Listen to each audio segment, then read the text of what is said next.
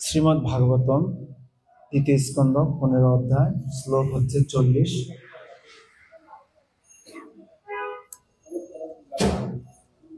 কিভাবে সকলে উচ্চারণ করার চেষ্টা করবো সকলে।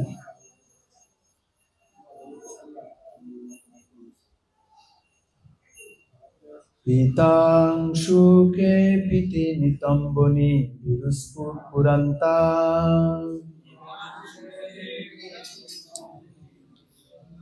কাঞ্চালি বিরু তয়া বনমালয়া চ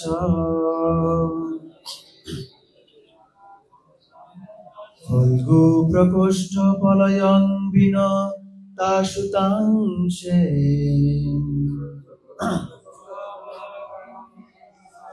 বিন্যস্তহস্ত বিতরেন দুনানম ভজম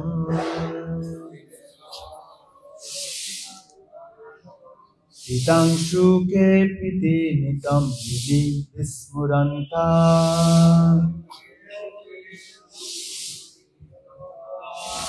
কাঞ্চালি বিরুতয়া বনমালয়া চ ফল্গু প্রকোষ্ঠ বলয় বিনতা সুতাংশে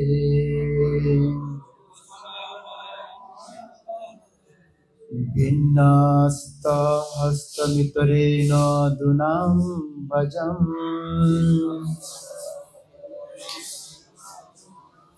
পীতাংশুকে প্রীতু নিতম বিস্মরন্তা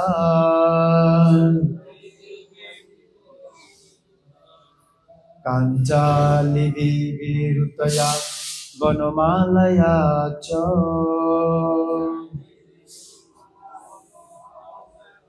ভর্গু প্রকোষ্ঠ বলয়ং বিনতা সুতাংশে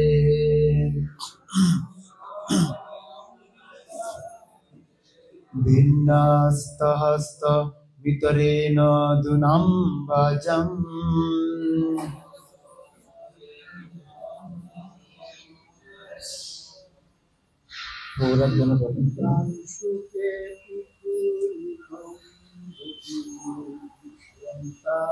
পীতাংশুকে পীতা নিতম বিস্ফুরন্তা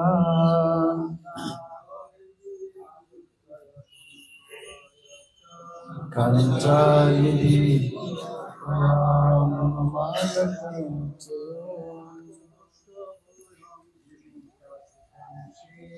ফল্গু প্রকোষ্ঠ বলয়ং বিনতা সুতাংশে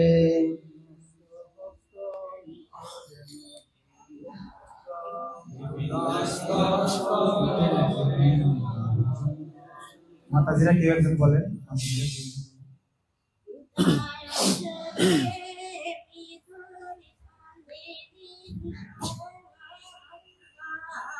পীতাংশুকে বিস্মরন্তা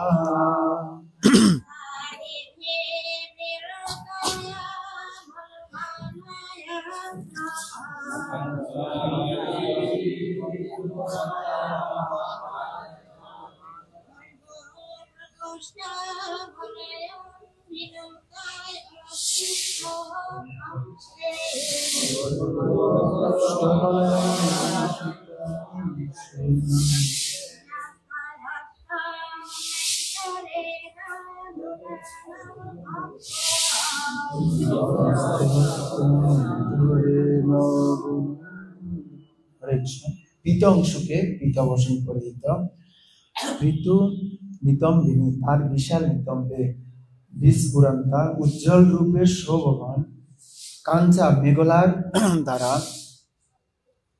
অলিভি মধুকরদের দ্বারা বিরুতয়া গুঞ্জন বনমালার দ্বারা ছ এবং বল্গু সুন্দর প্রকোষ্ঠ মণিবন্ধ বলয়ং বলয় বিনতা সুত বিনতার পুত্র গরুরে অংশে স্কন্দে বিন্যস্ত স্থাপিত হস্তম এক হাত ইতরেণ অন্য হাতের দ্বারা দুনানম ঘূর্ণিত হচ্ছে অব্জম একটি অনুবাদ কিভাবে সকলে বলবেন। তার বিশাল নিতম্ব প্রদেশে পীতবসনের উপর কোটিভূষণ শোভা পাচ্ছে। তার বক্ষস্থলে বনমালার শোভিত যাতে অলিকুল গুঞ্জন করে এক বিশেষ বৈশিষ্ট্য প্রদান করছিল। তার সুন্দর মণিবন্ধে বলয় শোভা পাচ্ছিল। তার এক হাত তার বাহন গরুরের স্কন্ধে ন্যস্ত ছিল এবং অন্য হাতে তিনি একটি পদ্ম ঘুরাচ্ছিলেন। তাৎপর্য করেছেন জগৎগুরু শিল প্রভুপাদ কি জয়। ঋষিরা ব্যক্তিগতভাবে পরমেশ্বর ভগবানকে যেভাবে দর্শন করছিলেন তার পূর্ণ বর্ণনা এখানে দেওয়া হয়েছে। ভগবানের শ্রী অঙ্গ পীতবসনের দ্বারা আবৃত ছিল এবং তার কোটিদেশ ছিল ক্ষীণ। বৈকুণ্ঠ লোকে ভগবানের বক্ষে অথবা তার কোনো পার্শ্বদের বক্ষের উপর যখন কোনো ফুলের মালা থাকে তখন গুঞ্জনরত অলিগুলো সেখানে থাকে বলে বর্ণনা করা হয়েছে। এই সমস্ত লক্ষণ ভক্তদের কাছে অত্যন্ত মনোরম এবং আকর্ষণীয়। ভগবানের এক হাত তার বাহন গরুরের উপর ন্যস্ত ছিল এবং অপর হাতে তিনি একটি পদ্মফুল ঘুরাচ্ছিলেন। এইগুলি পরমেশ্বর ভগবান নারায়ণের ব্যক্তিগত বৈশিষ্ট্য। তাৎপর্য করেছেন জগৎগুরু শিল প্রভুপাদ কি হরে কৃষ্ণ। আমার সামনে উপস্থিত অনেক সিনিয়র ভক্তবৃন্দ রয়েছেন এবং সকল বৈষ্ণব এবং বৈষ্ণবী রয়েছেন। আজকে মূলত আমাদের হিজ গ্রেস জ্যোতিশ্বর গৌরহরি প্রভুর পাঠ ছিল। তো প্রভু হয়তো ইম্পর্টেন্ট কোনো কাজে ব্যস্ত থাকবেন বিদায়, তো তিনি তুলসী আরতির পরে আমাকে বলছিলেন, তো আমাকে আদেশ করেছিলেন। আসলে ভাগবতম পাঠ আসলে অনেক প্রস্তুতি এবং আশীর্বাদ দুটোই দরকার রয়েছে। তো বৈষ্ণব আশীর্বাদ করেছেন, একটা পেয়েছি, কিন্তু প্রস্তুতিটা হয়তো এরকম নিতে পারি নাই। আশীর্বাদ এবং প্রস্তুতি দুটারই দরকার, তো আমাকে প্রস্তুতি এরকম ভালো নিতে পারি নাই। প্রভু হয়তো আশীর্বাদ করেছেন আমাকে, আপনারা সকলে আশীর্বাদ করবেন। যেহেতু ভাগবতম ক্লাস হচ্ছে সকালবেলা, আসলে যে আমাদের প্রভুপাদ আমাকে দিয়েছে শ্রবণ কীর্তন, আমাদের সংস্থা হচ্ছে শ্রবণ কীর্তনের একটা অর্গানাইজেশন। তো সকালবেলা সেটা করতে হয় আমরা সেবা হিসেবে। আমি জানি না আমি কি বলবো, তো আপনাকে আমাকে আশীর্বাদ করবেন এই শ্লোকটার উপরে, যেন আমার কিছু কৃষ্ণ কথা বের হয় বৈষ্ণবদের আশীর্বাদের ফলে। আমি হয়তো আমার একটা সেবা হবে, ভগবানের কথা মহিমা কীর্তন করার সুযোগ হবে, কিন্তু আপনাদের শ্রবণটা হয়তো ভালো হবে না। আমাকে সহ্য করবেন সবাই। তো শ্রীমৎ আমরা যে বিগত অনেক দিন থেকে আমরা শ্রবণ করে এসেছিলাম শ্রীমৎ ভাগবতমের 3য় স্কন্ধের 15 অধ্যায়ে, তো ওখানে ভগবত ধামের বর্ণনা। আজকে 40 নম্বর শ্লোক আমরা আলোচনা করার চেষ্টা করব। তো আসলে যে তো এখানে আমরা জানি যে সবাই শুনে আসছিলাম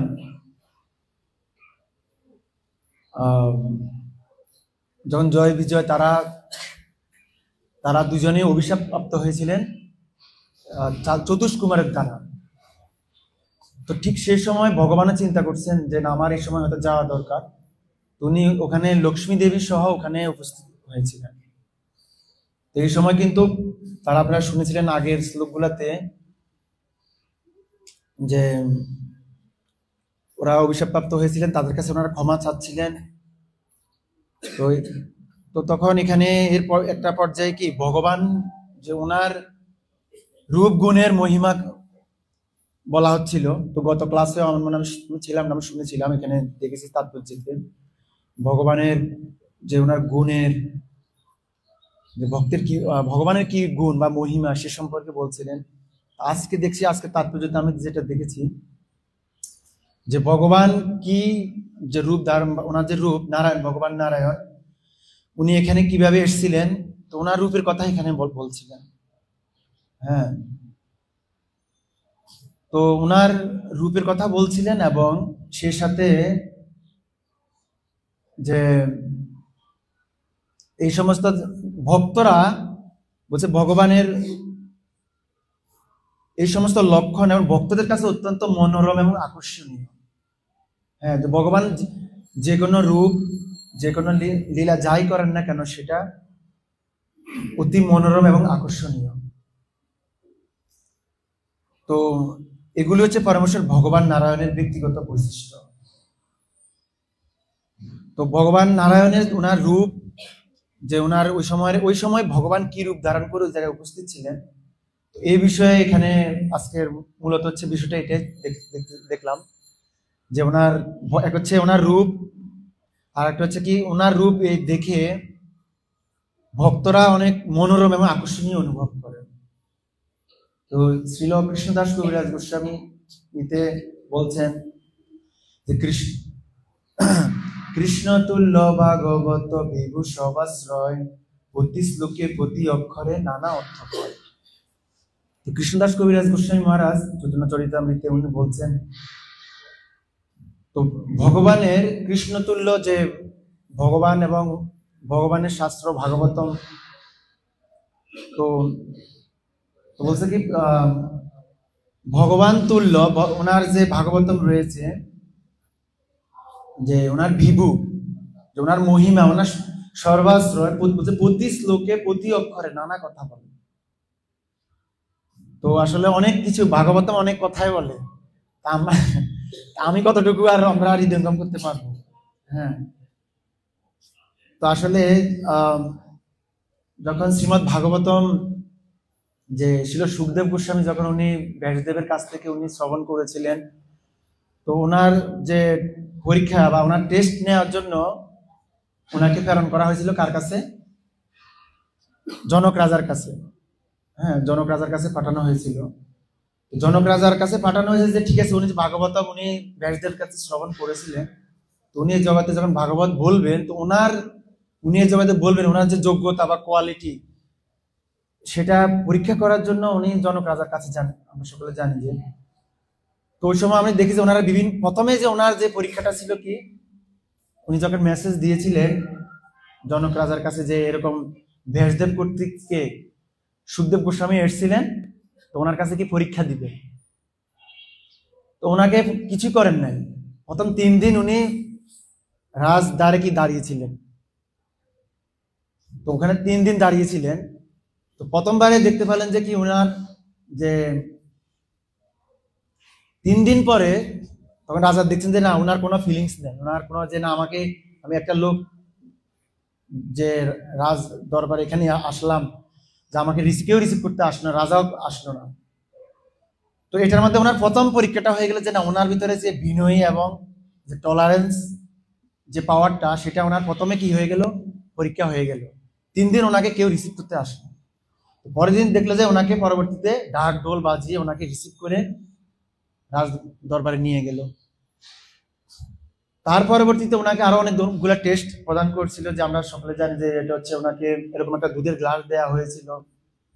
পুরো বলছে তুমি পুরো রাজপ্রাসাদ কি করো, পরিভ্রমণ করে আসো। তো উনি যখন একটা দুধের গ্লাস নিয়ে এরকম ভরাট একটা দুধের গ্লাস নিয়ে উনি এরকম নিয়ে যখন যাচ্ছিলেন, তো কিছুক্ষণ পরে যখন উনি আবার আসলেন, হ্যাঁ তুমি দেখলে যে না ওনার দুধের গ্লাস থেকে এক ফোঁটা দুধও পড়ে নাই। আর বলছে তুমি কি কি দেখেছো, তো উনি তো কিছুই দেখেন নাই। উনি তো আমি বলছি না আমি দুধের দিকে এত মগ্ন ছিলাম যে দুধটা পড়ে যায় কিনা। তো কিন্তু ওনাকে পরীক্ষা করার জন্য প্রত্যেকটা রুমে রুমে কি করে দেওয়া হইলো, অনেক যে এরকম অনেকগুলো উলঙ্গ বেশ্যা ওখানে দেয়া হয়েছিল। কিন্তু সুখদেব গোস্বামী তাদের দিকে কি করেন না, এক নজরও তাকান না। তো এর মাধ্যমে কি করলেন, সুখদেব গোস্বামীকে অনেকগুলা পরীক্ষা করলেন, দেখছেন না ওনার ভিতরে ওনার ইন্দ্রিয়গুলো পূর্ণভাবে নিয়ন্ত্রিত ছিল। তো তো তখনই বলছেন না, ওনাকে পরে সার্টিফাইড করছে জনক রাজা সুখদেব গোস্বামী, যে ওনার প্রত্যেকটা ইন্দ্রিয় এবং ওনার যে বৈষ্ণব গুণগুলা সবকিছু ছিল, যে উনি ভাগবত কথাই জগতে পরিবেশন করতে পারবেন। তো পরবর্তীতে জনক রাজা ওনাকে সার্টিফাইড করে। তো আসলে শ্রীমদ ভাগবতম বলার যোগ্যতা তো সবার নাই, তো আমারও নাই, যেহেতু আজকে অন্যজনের পাঠ ছিল। আমি চিন্তা করছি না 1 ঘন্টার মধ্যে আমার প্রস্তুতি কি আর হবে, আমি একটু দেখে চলে আসলাম। হ্যাঁ, তো তত্ত্ব সন্দর্ভে যে একটা শ্লোক আছে, কি বলছে, বেদা পুরাণম কাব্যঞ্চ প্রভু মিত্রং প্রিয় প্রিয় এবচ বোধয়ন্তি ই ফন্তয় ত্রিবিধ ভাগবতম পুনঃ। তো শ্রীমদ বলছে কি, যে বেদ আমাদেরকে প্রভুর মতো শিক্ষা প্রদান করে। যে বৈদিক শাস্ত্র বেদ বলছে, বেদ আমাদেরকে প্রভুর মতো শিক্ষা প্রদান করে। পুরাণ, যে পুরাণ যত আমাদের পুরাণ রয়েছে, পুরাণ আমাদেরকে বন্ধুর মতো শিখায়। যত আমাদের অনেকগুলা পুরাণ রয়েছে আমরা জানি, যে কাব্য, যে আমরা জানি আমাদের মহাকাব্য রয়েছে, রামায়ণ, আরো অনেক কাব্য রয়েছে মহাকাব্য। বলছে কাব্য আমাদেরকে প্রেমিকের মতো শিক্ষা প্রদান করে। আর শ্রীমদ ভাগবতম, অমল পুরাণ শ্রীমদ ভাগবতম আমাদেরকে কি বলছে, 3 ভাবে আমাদেরকে শিক্ষা প্রদান করে। উনি আমাদেরকে প্রভুর মতো শিক্ষা প্রদান করে, বন্ধুর মতো শিক্ষা প্রদান করে, প্রেমিকের মতো শিক্ষা প্রদান করে। শ্রীমদ ভাগবতম হচ্ছে এমন একটা গ্রন্থ যে আমাদের বিভিন্ন অ্যাঙ্গেলে আমাদেরকে বিভিন্ন শিক্ষা প্রদান করে। তো সে বিষয়ে সনাতন গোস্বামী বলছেন কি, মদেক বন্ধ মত সঙ্গী ন। তো উনি সেক্ষেত্রে বলছিলেন যে কি, যে শ্রীমদ ভাগবতম হচ্ছে কি আমাদেরকে, উনি বলতেছে শ্রীমদ ভাগবত হচ্ছে আমার বন্ধু, মোর সঙ্গী, মোর গুরু, মোর মহাদন এবং মোর ত্রাতা, মোর ভাগ্য, মোর আনন্দ। আমি সেই শ্রীমদ ভাগবতমকে আমি প্রণতি নিবেদন করছি।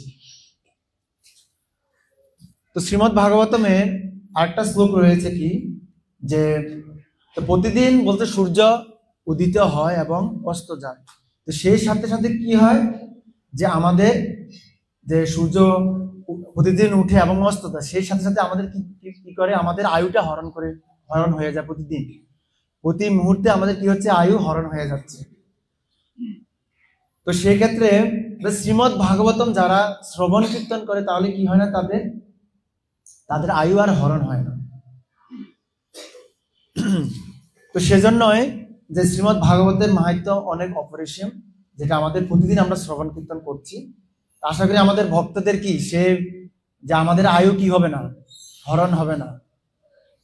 তো আজকের যে বিষয়টা, তাহলে আমরা যে শ্রীমদ ভাগবতমের মধ্যে কি আমরা কীর্তন করব, যে আজকের যে বিষয়টা রয়েছে কি, আজকের শ্লোকের তাৎপর্য, শিল প্রভুপাদ এখানে যে ভগবান নারায়ণের রূপের মহিমা বর্ণনা করছেন, যে উনি যখন চতুষ্কুমারদের এবং জয় বিজয়ের সামনে এসেছিলেন, তো ওনার ওই সময় রূপটা কিরকম ছিল, এবং যেটা ভগবানকে কি করেন, ভগবানরা সেই রূপ দেখে আকর্ষণীয় হয়। তো সেই বিষয়ে আজকে আমাদের একটু চর্চা করার চেষ্টা করব। তো আমরা জানি যে ভগবানের মহিমা, ভগবান শ্রী রামের মহিমা কীর্তন একটা শ্লোক রয়েছে কি, যত্র যত্র রঘুনাথ কীর্তনম তত্র তত্র কীর্তন মস্তাং কাঞ্জলি বাপসবারি পরিপূর্ণ লোচন মারুতি নমত রাক্ষাকা অন্তকম। তো বলছে কি, ভগবান শ্রী রামের মহিমা যখন, যে বলছে যেখানে যেখানে ভগবান রামের মহিমা কীর্তিত হয়, ভগবানের যে রূপের মহিমা কীর্তিত হয়, তো বলছে সেখানে হনুমান কি করেন, সেখানে আবির্ভূত হয়ে যান। আর যেখানে রামের মহিমা কীর্তিত হয়, হনুমান সেখানে কি হয়ে যান, উনি প্রণাম করেন এবং উনি যে স্তব্ধ হয়ে ভগবান রামের মহিমা উনি শ্রবণ করেন। তা আমরা জানি যে ভগবানের যে রূপ, যখন ভগবান শ্রীকৃষ্ণ উনি যখন যে কুন্তী দেবী প্রার্থনা করছিলেন, যখন উনি ভগবানের রূপ দেখে উনি প্রার্থনা করছিলেন কি, নমো পঙ্কজ নাভায় নমো পঙ্কজ মালিনে নমো পঙ্কজ নেত্রায় নমো পঙ্কজাঙ্গ্রয়ে। তো উনি ভগবানের যে ওনার চোখের কে প্রণাম করছেন, ভগবানের নেত্রা, যে ওনার মুখমণ্ডলের উনি কি প্রণাম করলেন, ভগবানের নাভিকে প্রণাম করলেন, ওনার গলার মধ্যে যে যে ওনার যে সজ্জিত রূপকে উনি প্রণাম করলেন। তো কুন্তী মাতা ভগবানকে যে ওনার রূপ, যে ওনার এত সুন্দর রূপ, সেটাকে উনি মহিমা প্রকাশ করে উনি ভগবানকে উনি প্রণাম করলেন। আর চৈতন্য চরিতামৃতে কৃষ্ণদাস কবিরাজ গোস্বামী উনি বর্ণনা করছেন যে নেত্রের ফল, ভগবানের যে ওনার প্রতি রূপের প্রতি যে ওনার রূপ যে দেখে কি ফল হয়, তো বলছে কি, কৃষ্ণ অবলক্ষণ বিনা নেত্র ফল নাহি আন, যে জন কৃষ্ণ দেখে সেই ভাগ্যবান। তো কৃষ্ণদাস কবিরাজ গোস্বামী বলছেন যে শ্রীকৃষ্ণকে যদি যে দর্শন করা মাত্র কি হয়, বলছে আমাদের চোখের মেন উদ্দেশ্যটা কি, ভগবানের রূপকে দেখা। যে ভগবানের যে আমাদের চোখ, ভগবান যে আমাদের চোখ দিয়েছেন, সেই চোখের যে উদ্দেশ্যটা কি, সেই চোখের উদ্দেশ্যটা হচ্ছে কি, যে ভগবানের রূপকে দেখা। আর যিনি ভগবানের সেই রূপকে দেখবেন তিনি হচ্ছেন সবচেয়ে কি বলছে ভাগ্যবান। তারপর বলছেন কি যে তার রূপটা দেখে সকলের চিত্তকে চঞ্চল করে। কিরকম, কৃষ্ণের মাধুর্যের এক স্বাভাবিক বল, কৃষ্ণ আদি নর নারী করয়ে চঞ্চল।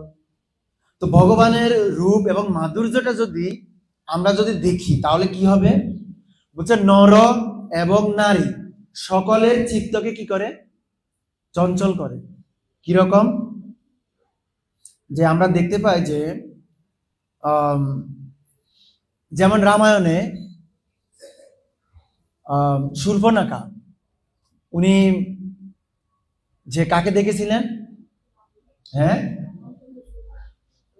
প্রথমে যখন উনি লক্ষণকে দেখেছিলেন তখন লক্ষণ কি করলেন, উনি রামকে দেখালেন যে তুমি যদি আমাকে বিবাহ করতে চাও তাহলে তোমাকে দাসী হয়ে সারা জীবন সেবা করতে হবে।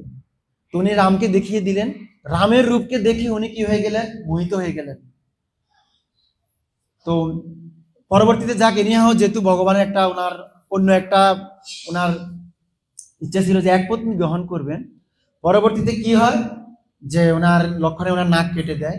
কিন্তু ওনার ভগবানের রূপের প্রতি ওনার কি হলো, ওনার যে আকর্ষিত হলো, ওনার যে রূপের প্রতি উনি মোহিত হলেন।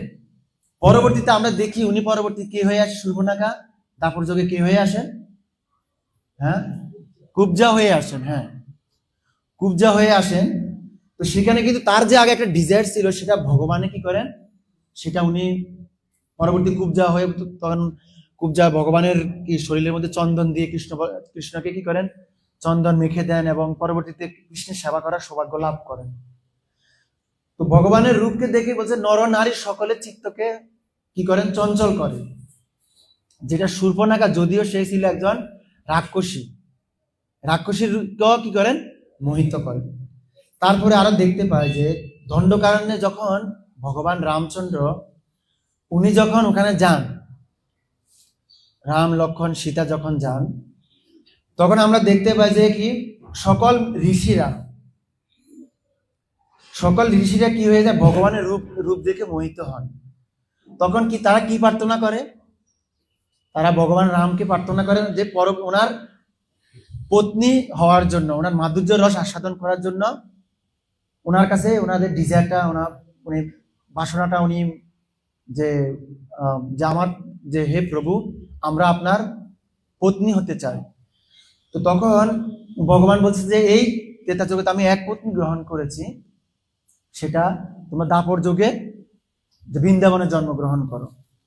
তো দেখে মুনি ঋষিরাও কি হয়, ভগবানের রূপের প্রতি তার রূপ দেখে আকর্ষিত হয়েছিলেন। পরবর্তীতে আমরা জানি ওনারা কি হন, পরে দাপর যুগে ওনারা সে দণ্ডকারণ্যের ঋষিরাই বিভিন্ন নারীর রূপ ধারণ করে তারা আসেন। তারপরে যে ভগবানের রূপ দেখে ধ্রুব মহারাজের কি হয়ে যায়, তার সকল জড় বাসনা কি হয়ে যায়, দূর হয়ে যায়। তিনি তখন তার বাসনাটা চেঞ্জ হয়ে এই বাসনাটা আসে যে আমি কাজ যে খুঁজতে গিয়ে আমি ডায়মন্ড পেয়ে গিয়েছি। তাহলে এটা কিসের মহিমা? ভগবানের রূপের মহিমা। তার মানে কি ভগবানের রূপকে সবার চিত্তকে চঞ্চল করে এবং বাসনা ডিজায়ারটা চেঞ্জ হয়ে যায়। তারপর আমরা দেখতে পাই যে শ্রী সম্প্রদায়ের যে রামানুচার্যের একজন শিষ্য, রামানুচার্য মেবি জামানুচার্যের না, তো তার স্ত্রীর প্রতি যে সে তাকিয়ে কি জানা ছিল, ওনার নাম কার মনে আছে? আমার মনে ভুলে গেছে। হ্যাঁ, ধনুর্ধর। হ্যাঁ, ধনুর্ধর জামানুচার্যের একটা শিষ্য ছিল যে ওর নাম ছিল ধনুর্ধর। তো তার স্ত্রীর প্রতি সে এত আকর্ষিত ছিল, তাকে দেখে শুধু সে তাকিয়ে থাকতো, যেখানে যেত তার এরকম ছাতা ধরে রাখতো। মানে তার এই জগতের অন্য কোনো রূপ আর ভালো লাগে না। দেখছে তার স্ত্রী হচ্ছে এই জগতের সবচেয়ে সুন্দরী। তখন জামানুচার্য ওনাকে জিজ্ঞেস, তার শিষ্যকে বলতেছে যে তোমার তার এই যে আসক্তিটা দেখে, তার এই আসক্তিটা কি করা দরকার? পরিবর্তন করা দরকার। তার প্রতি কি কম্পেশন, সাধুর যে কম্পেশন, করুণা তার প্রতি উনি প্রকাশ করলেন। সেটা কিভাবে? তাকে জিজ্ঞেস করলো যে তুমি তোমার স্ত্রীর প্রতি এরকম তুমি সবসময় তাকিয়ে থাকো, রাস্তাঘাটে সবাই কি বলবে তোমাকে, এরকম কি বলে সবাই। তো এখন এটা তার কি দোষ? যার যেটা ভালো লাগে, যার যেটা প্রতি আসক্তি, সেটা তো কিছু করার নাই। তা আমাদের যে অনর্থ আছে, বা আমরা অনেক সময় মানুষকে বিভিন্ন ধরনের বা তার বর্তমান পরিস্থিতি দেখে আমরা অনেক সময় অনেক ধরনের নিন্দা করি, দোষ দর্শন করি, কিন্তু ওই ব্যক্তির কিছু করার থাকে না। কাম, ক্রোধ, লোভ, মদ, মোহ, মাৎসর্য, এই 6টা রিপু যে যেভাবে আমরা সবাই এটার দ্বারা আসক্ত, কিন্তু এখন এটা দ্বারা তাকে গ্রাস করে আছে। সে কি করবে? তার এটা অসহায়, সে ব্যক্তিটা তার কিচ্ছু করার নাই।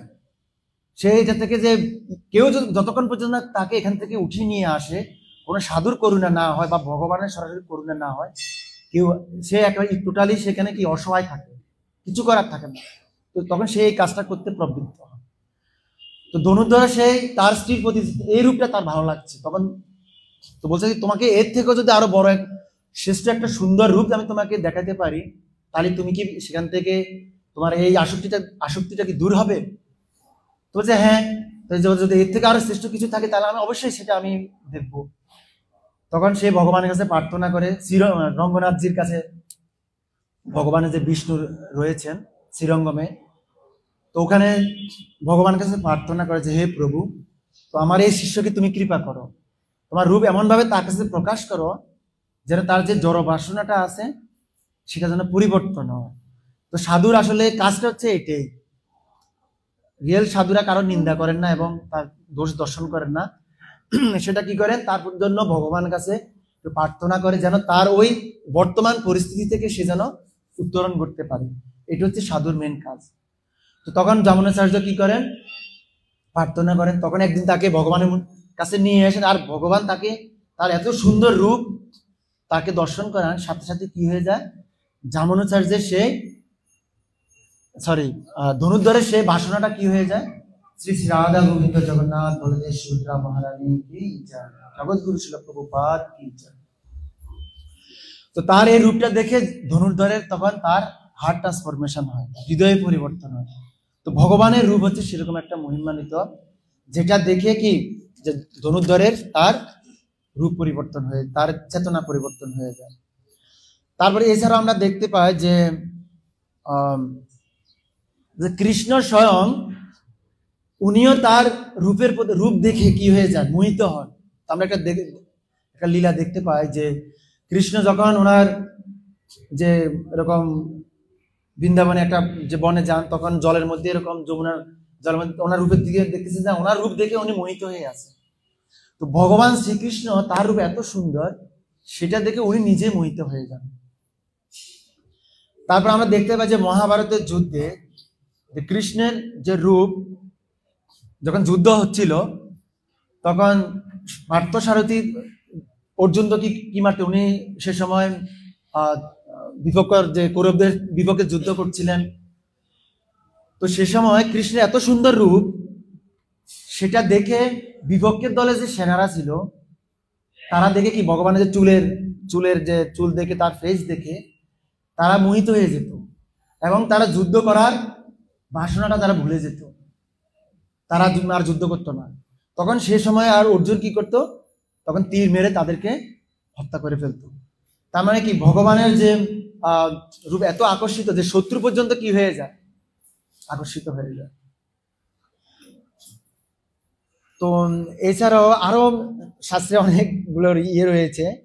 তো আমরা দেখতে পাই যে শ্রীমদ্ ভাগবতমে যে মোহিনী রূপ ভগবান কি বলে, যে ভগবানের মোহিনী রূপ যে দশাবতারের, যে স্বয়ং বৈষ্ণবরাম যথা শুম্ভ, আমরা জানি যে শিব পর্যন্ত ভগবানের কি মোহিনী রূপ দেখে উনি নিজেও কিন্তু মোহিত হয়ে যান। তো ভগবানের যে এত সুন্দর রূপ। তারপরে যে শ্রীমদ্ ভাগবতমের দশম স্কন্ধে আমরা দেখতে পাই যে সেখানে গোপিকারা ব্রহ্মাকে কি করছেন, নিন্দা করছেন, যে তাদের যে চোখের যে ভগবানে কি, উনি বলছে ভগবান কিন্তু সঠিকভাবে উনি একজন প্রকৃত সৃষ্টিকর্তা না, উনি ভালোভাবে কি করতে পারেন, সৃষ্টি করতে পারেন না। তারা ব্রহ্মার নিন্দা করছে যে ব্রহ্মা ভালো একজন সৃষ্টিকর্তা না। উনি এমন ভাবে কেন তারা এটা বলতেছেন, যে তাদের চোখের পাপড়ি কি হয়ে যায়, যেন আমরা চোখের পাপড়ি পড়ে যায়, যার কারণে তার ভগবানের যে অপলক যে সুন্দর রূপ, সেটা তারা কি করেন, যে তারা দেখতেছে এত সুন্দর রূপ দেখে তারা তাদের চোখের পাপড়ি পর্যন্ত ফেলতে চান না। যার কারণে কি হয়, গোপিকারা পর্যন্ত কি করেন, যে যে ভগবানের রূপের জন্য তারা ব্রহ্মার নিন্দা করতেছে, যে আমাদের কেন চোখটা কি স্থির ভাবে যেন আমরা ভগবানকে দেখতে চাই, যে ব্রহ্মা যেন আমাদের কেন এরকম করলেন না। তো সেক্ষেত্রে কিন্তু তারা গোপিকারা পর্যন্ত ভগবানকে কি ব্রহ্মার নিন্দা করছেন, ভগবানের এত সুন্দর রূপ। তারপরে আমরা যেটা দেখতে পাই যে ব্রহ্ম সংহিতায় কি বলছে, কি প্রেমাঞ্জন চরিত ভক্তি বিলোচনেন সন্ত সদৈব হৃদয়েষু বিলোকয়ন্তি যম শ্যাম সুন্দর অচিন্ত গুণ স্বরূপম গোবিন্দমাদি পুরুষম তমহম ব্রজামি। তো বলছে কি ভগবানের যে সুন্দর রূপটা কারা দেখতে পারে, যে প্রেমাঞ্জন চরিত, যাদের চোখ কিসের দ্বারা আবৃত রয়েছে, প্রেম রূপ যে অঞ্জন দ্বারা আবৃত রয়েছে, এবং ভক্তির দ্বারা, হ্যাঁ, যাদের ভক্তির দ্বারা যে যাদের চোখ রয়েছে, তারা ভগবানের সেই সুন্দর রূপকে অবলোকন করতে পারে এবং হৃদয় থেকে দেখতে পারে। এবং তাদের বাহ্যিক যদি কোনো যে শারীরিক কোনো অক্ষমতা থাকে, তারপরেও কিন্তু তারা হৃদয়ে দিয়ে কি হৃদয়েষু বিলোকয়ন্তি, বলছে তারা কি যে সন্ত সদৈব হৃদয়েষু বিলোকয়ন্তি, সাধু সন্ত মহাত্মারা কি করেন, এবং কি হৃদয়ের মাধ্যমে তাদের কি করতে পারেন, তাদের রূপ দর্শন করতে পারেন। তো ব্রহ্মা প্রার্থনা করছেন সেই ভগবানের সেই রূপকে আমি প্রণাম করি। তো ভগবানের আমরা দেখতে পাই যে ওনার 10 অবতারের মধ্যে প্রত্যেকটা রূপের এক একটা আচার্যরা ব্যাখ্যা করেছেন। 10 অবতার স্তুতির মধ্যে জয়দেব গোস্বামী প্রত্যেকটা ভগবানের বরাহ অবতার বলেন, এসব দ্বিত শুকর রূপ জয় জগদীশ হরে, প্রত্যেক 10 অবতার, শুধু 10 অবতার না, যতগুলো রূপ রয়েছে সব অবতারে ভগবানের যে রূপের বর্ণনা করা হয়েছে। তো ভগবান বিষ্ণুর যে আমরা জানি যে ওনার চতুর্ভুজ রূপ রয়েছে, তো সেখানে ওখানেও ব্রহ্মা এই যে ভগবত ধামের এখানে এই অধ্যায়ের মধ্যে সেটা উনি বর্ণনা করছেন। তো আমরা দেখতে পাই যে ভগবান ইভেন কি ওনার যে অবতার ভগবান যে বিষ্ণু রয়েছেন, উনিও কিন্তু আমরা দেখতে পাই উনি যে কারণোদকশায়ী বিষ্ণু, কারণোদক সমুদ্রে উনি ছিলেন। তো উনিও স্বয়ং ভগবানকে দেখার জন্য, ওনার দর্শন লাভ করার জন্য উনি দ্বারকাতে চলে আসলেন। দ্বারকাতে উনি চলে আসলেন কেন, যে কৃষ্ণের রূপের প্রতি উনি স্বয়ং আকর্ষিত, যে ভগবান কৃষ্ণকে উনি পর্যন্ত দেখতে চান। তো ভগবানের অন্যান্য অবতাররা যারা আছেন তারাও কিন্তু ভগবান কৃষ্ণের প্রতি কি থাকেন, অন্যান্য অবতারও যে ভগবানের শ্রীকৃষ্ণের যে রূপ, শ্যাম সুন্দর রূপ রয়েছেন, সেই রূপের প্রতি তারা আকর্ষিত রয়েছেন।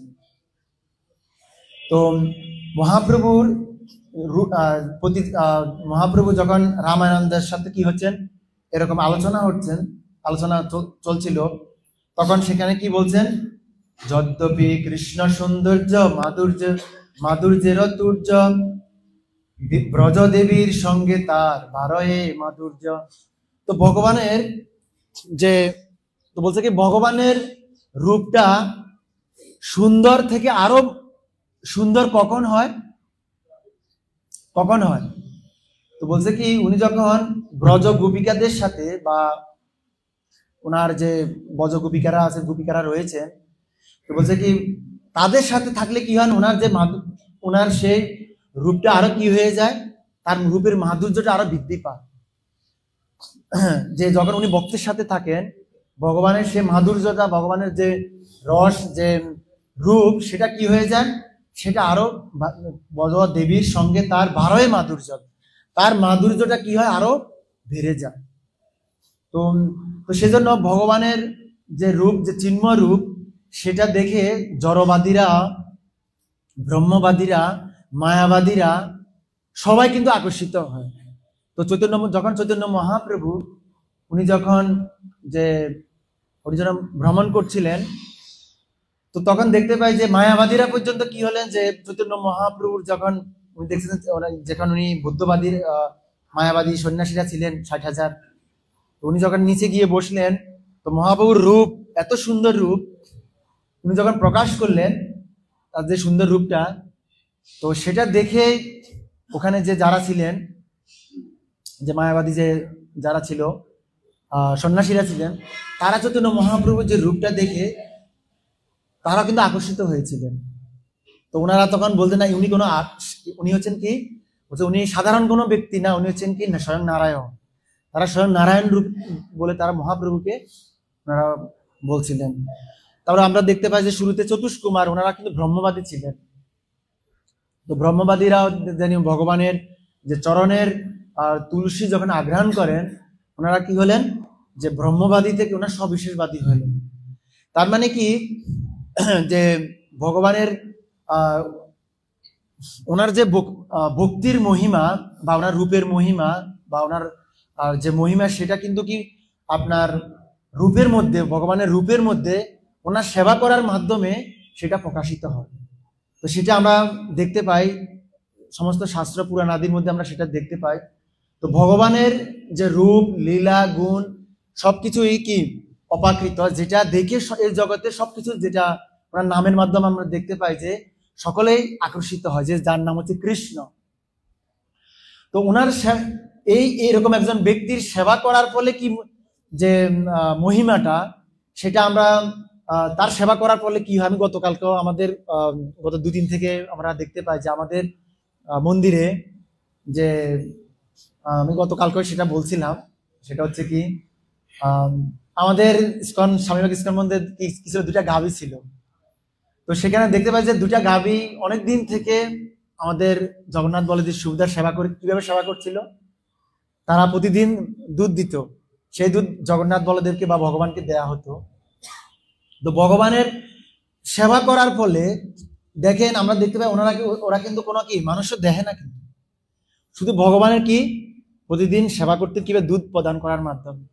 আর সেটার ফলে আমরা 2 দিন থেকে, আমি প্রথম দিনে চিন্তা করছিলাম যে দেখেন, যে ভক্ত ভগবানের সেবা করলে কত গ্লোরিফাই হয়। শুধু তারা না, যে 2টা মানে পশু, যদি ওরা কিন্তু ভক্ত, 2টা পশু, তারা ভগবানের দুধ প্রদান করার মাধ্যমে সেবা করছিল।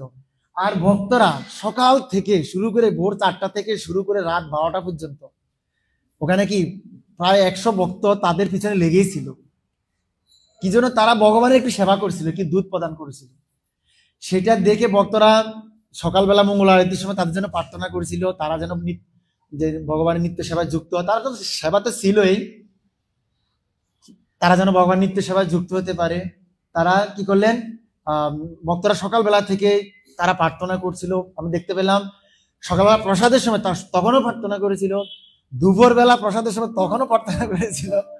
তারপরে সারাদিন দেখি যে ওখানে অনবরত 20-30 জন ভক্ত আমাদের মন্দিরের সবাই, যে তাদের যে কিভাবে তাদেরকে সমাধি দিবে সেজন্য প্রিপারেশন মূলক সারাদিন ব্যাপী গর্ত খোঁড়ার জন্য বা সমাধি দেওয়ার জন্য প্রিপারেশন করে নিচ্ছিল। তারপরে যখন প্রিপারেশন নেওয়া শেষ, দেখি যে মন্দির ভক্তরা সবাই মিলে একসাথে তাদের জন্য মৃদঙ্গ কীর্তন দিয়ে কীর্তন করতেছিল। তখন দেখেন এই জিনিসটা দেখে যারা ভক্ত না তারা কি মনে করবে, ভগবানের যে মহিমাটা এরা বুঝবে না, সেটা একমাত্র ভক্তরা সেটা বুঝে। তো দেখি যে এত সুন্দর করে ভক্তরা, যে সাধারণ এই জগতের মানুষ যাদের হয়তো দেখেছে অনেক জগৎ মানুষ আছে, তারা বাইরের জগতে অনেকভাবে তারা প্রতিষ্ঠিত, তো তাদেরও কিন্তু তাদের এই সৌভাগ্যটা হয় না, যেটা দুটা পশু তাদের সৌভাগ্যটা হয়েছিল, যেটা দুটা গাভীর সে বেলা সেটা হলো। তারপর দেখতে পাই না রাত্রেবেলা তাদের সমাজ দেওয়া কীর্তন দেওয়ার পরে ভক্তরা অনেক, আমি দেখেছিলাম, তা আমি হয়তো পার্সোনালি অত বেশি সেবা করি না, আমি কিন্তু এটা দেখেছিলাম কে কি করে, আমি এই জিনিসটা দেখছিলাম, শুধু এই জিনিসটা আমি দূর থেকে দেখলাম। আমি ভক্তরা মানে দূর থেকে যে না সবাই কত সুন্দর, যে না দুটা গাভীর জন্য এত বেশি তার দেওয়া, মানে কেউ কান্না করতেছে, আমি দেখি অনেকে কান্নাও করতেছিল, অনেক অনেক ভক্তরা কান্না করতেছিল, যে আমাদের বাড়ি থেকে তারা যখন কান্না করতেছে না, মনে হচ্ছে তাদেরকে নিজে আপন কেউ মারা গেছে, আপন কেউ মরে গেলে এরকম কান্না করে না। তারপর আমি দেখি যে না পরের দিন আমার রাত্রেবেলা দেখেছি কয়েকজন ভক্ত মিলে মন্দিরের ভক্তদের কাছে টাকা কালেকশন করতেছিল, করে না পরের দিন আমরা গাভী মাতাদের জন্য কি করব, খুব সুন্দর উৎসব, মহা উৎসব করবো। পরে তার আগে আমি তো কালকে হয়তো বাইরে ছিলাম, আমি দেখি পরে দেখলাম যে কি বিশাল বড় একটা যজ্ঞ অ্যারেঞ্জ করা হয়েছিল। কি দুপুরবেলা তারা দুইটা গাভীর জন্য কি একটা যজ্ঞ অ্যারেঞ্জ করা হলো, যজ্ঞ হলো। তারপরে আমি দেখলাম যে আবার গাভী মাতার মহিমা গাভী মাতার জন্য কি করা হলো, তাদের মহিমা কীর্তিত হলো। হ্যাঁ, তো তাদের আমাদের যে একজন প্রভু রয়েছে, যে দাস খুব সুন্দর করে সে একেবারে কনস্ট্যান্ট, আমি দেখছি খুব, সে সবসময়, আমরা অনেক সেবায় ফাঁকি দিই, সে দুটা ভগবানের সেবা করতে আমরা অনেক ফাঁকি দিই, অনেক ফাঁকিবাজি করি, কিন্তু যে গাভী মাতার যে সেবা করছিল আমাদের কি নাম না জানো, শ্রী রণজয়ী নৃসিংহ প্রভু। হ্যাঁ, তো সে কিন্তু সেবাইতে কখনো গাভী মাতার সেবাতে ফাঁকিবাজি দেয় না, আমি দেখেছি সিনসিয়ারলি সে সবসময় সকাল থেকে বিকাল পর্যন্ত সবসময় রাত্রেবেলা, তো আমি দেখি সে মহিমা কীর্তিত করলো। তার মানে কি দেখতেছে যে এই দুটা গাভী শুধু কি করছিল, তারা ভগবানকে একটু দুধ প্রদান করছিল, প্রতিদিন রাত্রিবেলায় এখানে 2 গ্লাস দুধ প্রদান করা হতো, তো তারা শুধু এই সেবাটাকু করছিল। তা বাট ভক্তরা ভগবানের কি অ্যারেঞ্জমেন্ট, ভগবান তাদের জন্য কি অ্যারেঞ্জমেন্টটা করলো, শত শত ভক্ত, দুপুরবেলা বিশাল মহা ফিস্ট হলো। তো দেখতে পাই আসলে কি ভগবান এবং ভগবানের ভক্তের, আমরা দেখতে পাই যে এটা হচ্ছে তারা হচ্ছে ভগবানের 5টা রসের যে ভক্ত আছে, শান্ত রসের ভক্ত, তারা হচ্ছে ভগবানের শান্ত রসের ভক্ত। তো এই জিনিসটা দেখেন যে তারা ভগবানের সেবা করলে, একটু সেবা করলে, আমি দেখতে পাই যে কেউ যদি একটু সেবা করে ভগবান বিশাল কিছু করে দেন তাদের জন্য। সবাই হরি বল। তো দেখি যে ভগবানের মহিমা, ভগবানের ভক্তের মহিমা, ভগবানের সেবা করার মহিমা, আমরা আপাতত দৃষ্টিতে কেউ হয়তো অনেক সেবা করতেছে, কেউ হয়তো তার মহিমা প্রকাশ করে না, মহিমা হয়তো অনেক সময় অনেক আমরা এত সেবা করলাম, আমার প্রশংসাটা কেউ করলো না, কিন্তু ভগবানে কিন্তু পরিধান শেষে কিন্তু সে তার মহিমাটা প্রকাশ করেন, এমন একটা অ্যারেঞ্জমেন্ট করেন, তার সেবার প্রতিদানটা ভগবান দিয়ে দেন, সেটা তখন বোঝা যায় না। তা আমরা দেখতে পাই আমরা যে যেখানে আসি না কেন হয়তো অনেক আমাদের সেবার প্রশংসা করে না, এটা দেখি আমাদের কি হতাশ হওয়ার কোনো কারণ নাই, কেন আমাদের আলটিমেট একটা সময় ভগবান আমাদেরকে সেই প্রতিদানটা একভাবে না একভাবে দিবে, আমরা যেখানেই থাকি না কেন। তো আসলে দেখতে পাই যে এটা দেখে আমি গত 2 দিনের এই জিনিসটা দেখে কৃষ্ণ ভাবনামৃতের যে ভগবানের যে প্রসেসটার প্রতি, ভক্তির প্রতি, যে এটার প্রতি আমার বিশ্বাসটা আরো বেড়ে গেল। আমি এটা দেখে আমার যে দেখছি যে না, আমার একজন কেউ না কেউ, আমি যদি সেবা করে যাই, হয়তো আপাতত দৃষ্টি থেকে আমার হয়তো আমরা কোনো ডিপার্টমেন্টে রয়েছি বা মন্দিরের, হয়তো তারা হয়তো আমার মহিমা কীর্তিত না করলেও ভগবান সেটা করবে, এটা গ্যারান্টি। যেটা আমরা দেখতে পাই কি এই দুটা গাভী মাতা আছে সেটার ফ্রুট। তো সেজন্য আর কি যে আসলে ভক্তির মহিমার কোনো শেষ নাই, ভগবানের রূপের মহিমাটা বর্ণনা করা শাস্ত্রে অনেক বিশাল আলোচনা রয়েছে, এটা মুনি ঋষিরা শেষ করতে পারেন না। তো আজকে তাৎপর্য আর কি আসলে অত যে ওখানে ভগবান যে নারায়ণ, সেই বিষয়ে আর কি যে ভগবান কিভাবে উনি আসছিলেন, যে দেখলেন যে ভগবান নারায়ণ উনি কি করলেন, পদ্ম লোটাস এরকম ঘুরাইতে ঘুরাইতে ওখানে আসলেন। তো সে সময়ে উনি আবার তার সাথে তার যে বাহন গরুর দেব, ওনার যে গরুর দেব, সেখানেও গরুর দেবের কাঁধে করে উনি কাঁধে হাত দিয়ে এরকম উনি ওই জায়গায় আসলেন, সাথে লক্ষ্মী দেবীও ছিল। তারপরে ভগবান পুরো রূপের, হ্যাঁ, ওনার বডিটা কিরকম ছিল, তার বসনটা কি অঙ্গ ছিল, তো সে বিষয়ে আর কি আজকের অনুবাদে মূলত আর কি আপনার এই জিনিসটা আর কি বর্ণনা করা হচ্ছিল। জগৎগুরু শিল প্রভুপাদ কি, অমল পুরাণ শ্রীমদ্ ভাগবতম কি, জগৎগুরু শিল প্রভুপাদ কি, গীতায় গৌর প্রেমানন্দে।